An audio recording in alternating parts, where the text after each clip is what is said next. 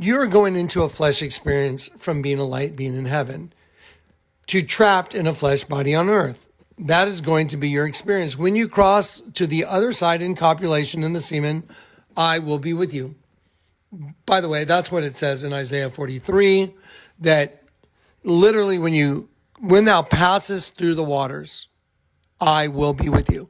They built a big altar of a bunch of angels going in the window, which is the mouth of the snake. And it says, when you pass through the waters, when you cross to the other side in copulation, in the semen, I will be with you. When you pass through the waters, when you cross to the other side in copulation, in the semen, I will be with you. When you pass through the waters, when you cross to the other side in copulation, in the semen, I will be with you.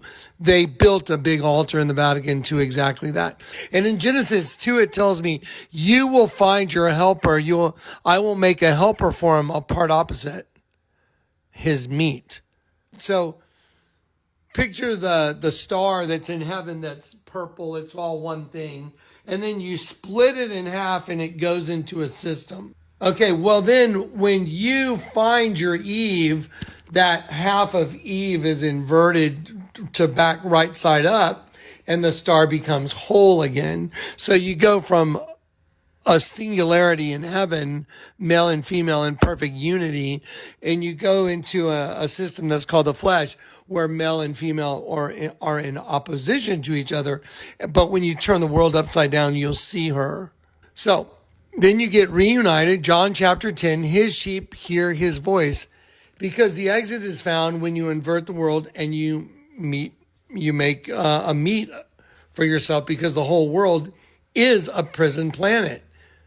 But then when you turn the world upside down, you've unlocked the prison and you found your part opposite. So Adam metaphorically finds his aid, his helper, his meat, his part opposite. Then he is fully whole again, which is the gospel of Christ, to make the two one again. So the whole gospel of Christ, the whole gospel of peace, is to make two one. His purpose was to make one new man from the two. So now this is completely and totally understanding the Bible.